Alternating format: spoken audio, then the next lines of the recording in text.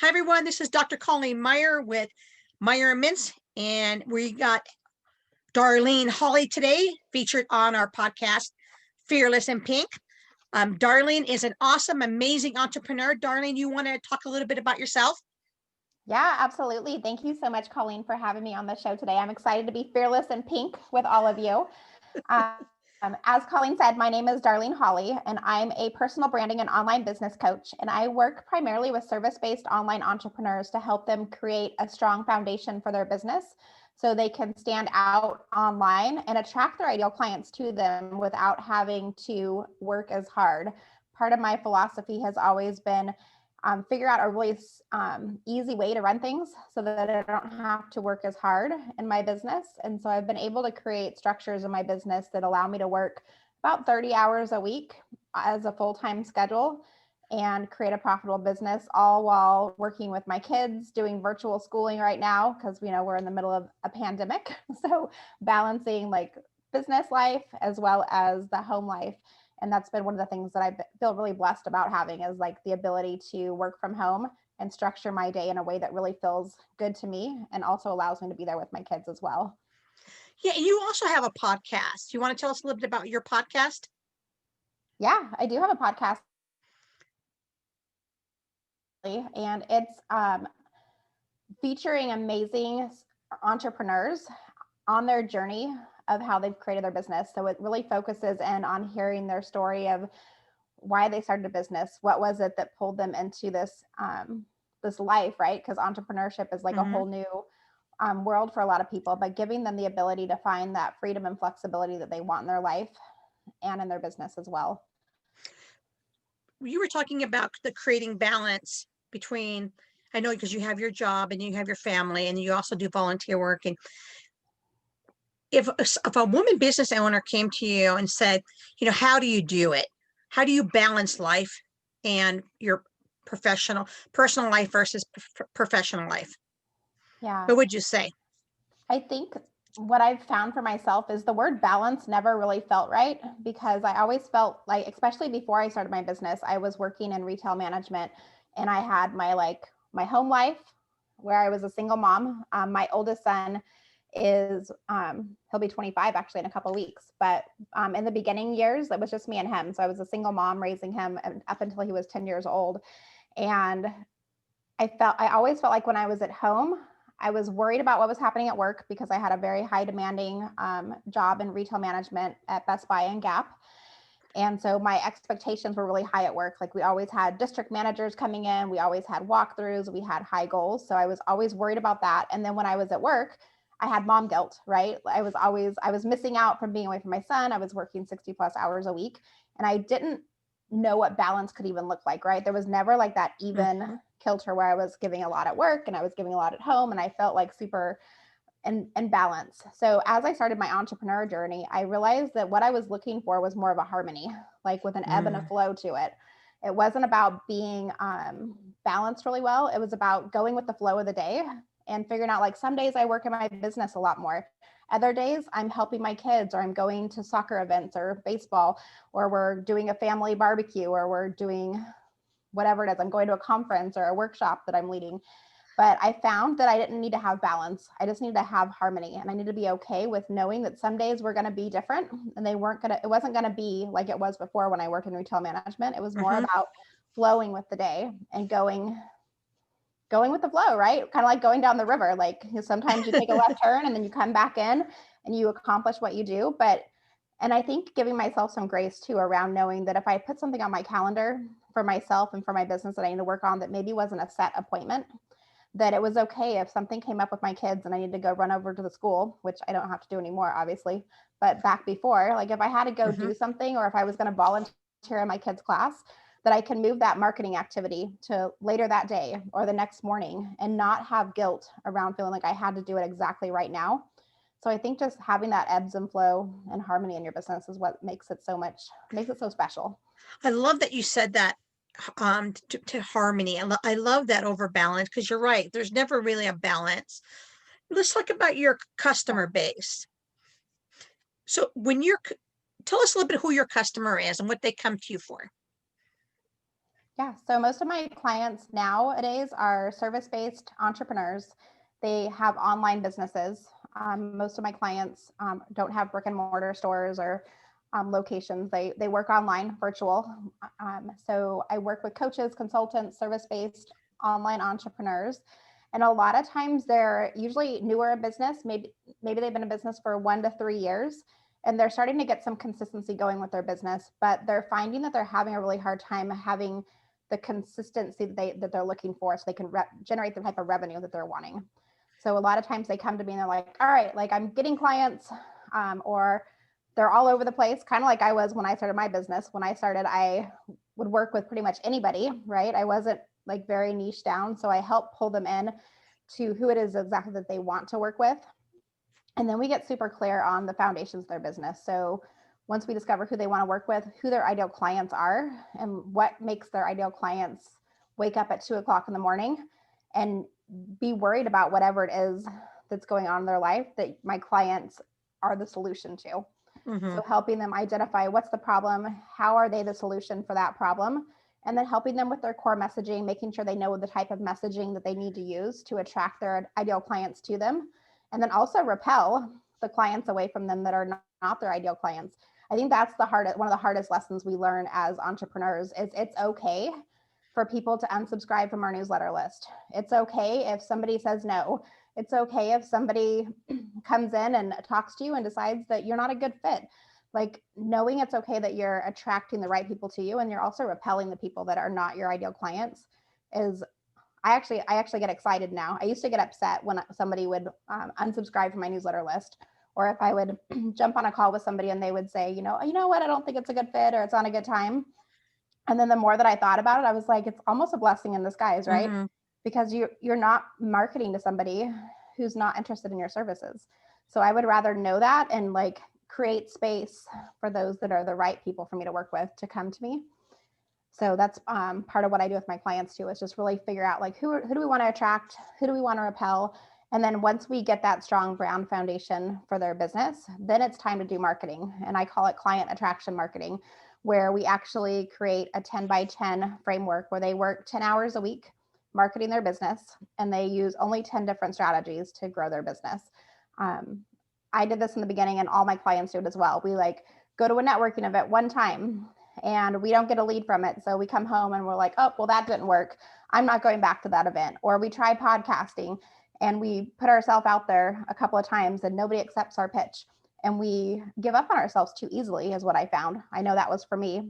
And maybe this happens too with you, Colleen. Like you try it 1 or 2 times, you're like, oh, it's not working. But then we give up and we don't do it again. And then we realize later on where if we do that one more push, like if we send one more pitch or we put ourselves out there one more time, or we do one more YouTube live video, or if we write one more blog post, like that's when we're going to get in front of our target audience. So I teach them to market for 10 hours a week in those 10 different ways only, and at least give it 6 months. Try it for 6 months. And then in 6 months time, and depending on, sometimes we'll even look at it at 90 days, depending on which marketing strategy they're using. But we really look into it and kind of do the research, like test and measure. Well, what were we doing with our marketing strategy? Why was it not working?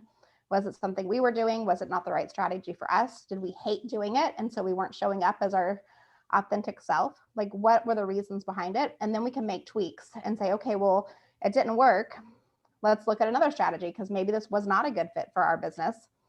Or we look at it and say, let's tweak these couple of things. And maybe we do this at the 90-day mark, not 6 months all the way in if there's no traction happening.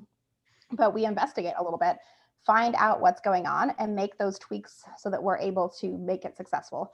Because I've seen it happen time and time again where you're putting yourself out there, and we stop.